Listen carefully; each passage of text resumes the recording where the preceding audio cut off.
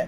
یہ جو میں بات کر رہا ہوں کیونکہ اس میں اب ٹائم چاہیے کہ اس کی وضاحت کی جائے، لیکن میں آپ کے سامنے پریکٹیکلی طور پر چیز آپ کو بتاتا ہوں، اس کی طرف توجہ رکھیں، کیونکہ ایسے لوگ بھی آپ کو ملیں گے، ہو سکتا ملیں، وہ کہیں جب ایک دفعہ پانی ڈالا اور اب پانی وافر مقدار بھی ہے اور پانی تو بڑی تیزی سے جاری ہو جاتا ہے، ٹونٹی لگی ہوئی ہے، نیچے ہاتھ کرنا ہے، اب تو وہ مشقت ہی نہیں، وہ تکلیف ہی نہیں کہ لوٹے سے آپ وضو کریں گے یا آپ گلاس لیں گے یا آپ جگ لیں گے تو اس سے وضو کریں گے، تو پھر اس میں دقت ہوتی تھی۔ لیکن آپ تو پانی ٹوٹیاں اوپر لگی ہوئی ہیں، نیچے ہاتھ کرو تو اتنی تیزی سے دوڑتا ہے، شاید اتنی تیزی سے آپ نہیں دوڑتے، بلکہ ایسا ہی ہے، پانی آپ سے بھی زیادہ تیزی سے دوڑتا ہے، اور وہ دوڑتا ہے۔ اور پانی جب سب ہی پانی ہر جگہ سے بہہ گیا تو اب دھونے کا کیا فائدہ؟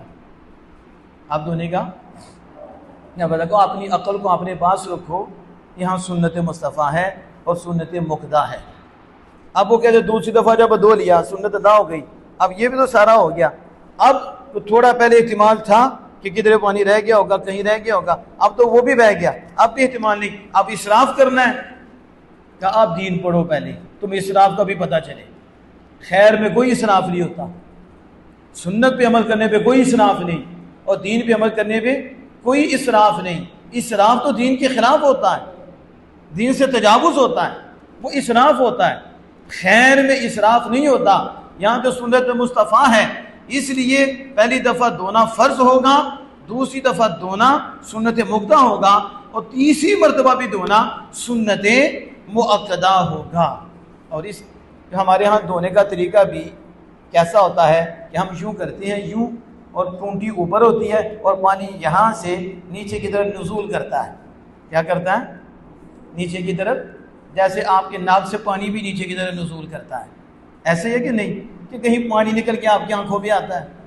آپ میں سے کوئی ایسا ہے جس کے ناک کا پانی نکلے نیچے سے اوپر چلا جائے؟ تو جس کا جائے گا کہیں گے حضرت صاحب کی کرامت ہے۔ کیا ہے؟ یہی ہے نا کہ نیچے سے اوپر چلا گیا، یہ نہیں پتہ اندھیری ہے، یہ تو یہاں سے اوپر ہو گیا، تو اب اس کو بھی انہوں نے کیا بنا لیا، یہ پہنچی ہوئی سرکار ہے۔ اللہ پاک اس سے محفوظ رکھے۔ ناک نیچے نزول کرتا ہے نا، نزلہ ہے نا، نیچے اترتا ہے، اسی طرح یہاں سے پانی ڈال کر کدھر جاتا ہے؟ لیکن اوپر سے نیچے لے کے جاتے ہو نا، تو سنت کیا ہے؟ ادھر سے آئے، ادھر سے آئے، ادھر سے نیچے آئے۔ میں نے اکثر لوگوں کو دیکھا کہ یہ یوں کرتے ہیں، پڑھے لکھے بھی دیکھے ہیں جو یوں کرتے ہیں، یوں۔ کیا انہیں سنت سے پیار نہیں ہے؟ ان کا نہیں دل کرتا ہم سنت مصطفیٰ ادا کریں اور ہم یا پوروں سے شروع کریں؟ اور پھر بیماری اگلی کیا ہے کہ یوں کرتے ہیں، پانی ادھر سے باہر ہو کے یوں کرتے ہیں، پھر یوں، یہ یوں ہی لے گیا ہے۔ ان کی ایک تصویر کھینچیں تو کہیں آپ دیکھتے ہیں لوگوں کے انداز، ان یہ جو نمازی ہے، نماز پڑھنے والا ہے، ان کے وضو کا بھی انداز دیکھ کر کوئی لائک کرے نا، تو اسے تو اس پہ بھی لائک کرے، کیا بات ہے، ایسا وضو ہمیں بھی کرنا چاہیے۔ ٹھیک ہے، یوں یوں یوں یوں یوں یوں، کتنی مرتبہ ہوا؟ 6 مرتبہ۔ یہ ہے زیادتی، یہ ہے مسجد کا پانی، وقف پانی ہے، اس کا تو ایک قطرہ بھی زائد استعمال کر لے تو حرمت کا حکم آ جائے گا۔ تو کتنی مرتبہ اس نے پانی ضائع کیا؟ 3 مرتبہ، سنت کے بھی خلاف کیا اور ساتھ پانی کا بھی ضیاع کیا، اور یوں کرتے یوں کرتے یوں کرتے یوں کرتے 6 پورے کر لیے۔ سنت کے خلاف بھی ہوا اور کیا ہوا؟ اسراف بھی ہوا اور حرمت بھی ہوئی، ناجائز کام کیا اس نے۔ اور پوچھو علامہ صاحب کو کہ یہ کون سی صورت بنتی ہے، کیا غصب کی صورت نہیں آتی؟ تو جو غصب کی صورت ہوتی ہے اس کے اوپر حکم کیا آتا ہے؟ تاوان اور چٹی کا۔ یعنی آپ مسجد کا مال مدرسے پہ لگا دیں، مدرسے کا مال مسجد پہ لگا دیں اور عود ہڑپ کر جائیں تو بعد میں کیا اپنی جیب سے ہم دے دیتے ہیں؟ ہم نے کہا گناہ گار تم ہو گئے ہو، غصب کی صورت تم نے کی ہے، جہاں لگانا تھا وہاں نہیں لگایا، اب تمہیں چٹی دینی پڑے گی، یہ تاوان ہے۔ اسی طرح جس کا دل کرتا ہے مسجد کا پانی لے کے چلا جاتا ہے، جیسے اپنے گھر کا پانی ہے، اس کا پتہ نہیں نا، اور وضو میں بھی احتیاط نہیں کرتے۔ پھر اصل میں یہ ہے یہاں سے پانی ڈالیں اور اتنی تیزی سے پانی بہہ جاتا ہے، ہاتھ بھی مارے تو پانی تو ہاتھ کے بغیر بھی بہہ جاتا ہے، لیکن سنت یہ بھی ہے کہ ملا بھی جائے، ساتھ ساتھ پانی چلتا ہے، یوں کیا ہاتھ پیچھے کر لو، ایک سنت ادا ہو گئی۔ لیکن ہوتا کیا ہے، یوں بھی کر کے یوں کر دیتے ہیں۔ بات کہتے ہیں ٹونڈ دکھا دینے، تو آپ کو ضرورت کیا ہے ٹونڈ دکھانے کی؟ ٹھیک ہے، آپ یوں کریں اور یوں کریں، دوبارہ پھر ایسے وضو ہوگا، پھر یوں کر لیں، دھو گے، پھر یوں جائیں، ایسے کریں، پھر ادھر کر لیں، ہاتھ پہ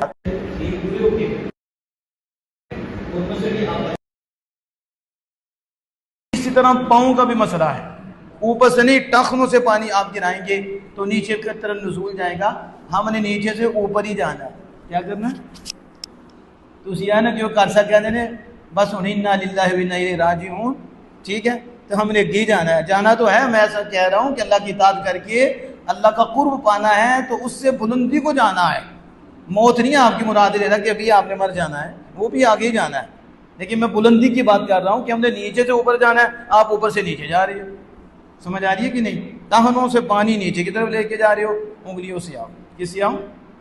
انگلیوں سے شروع کرو، اسی طرح ادھر انگلیوں سے شروع کرو، چہرہ ہے تو یہاں پانی ڈالو، ادھر ڈالو، ادھر سے دوڑے، ایسے ملو گے تو دوڑنا نہیں پایا جائے گا، تو ہر حصے پہ کم از کم 2 قطرے تو بہیں نا، تو وہ بہنے نہیں دیے تو اس کا وضو کیسے ہوگا؟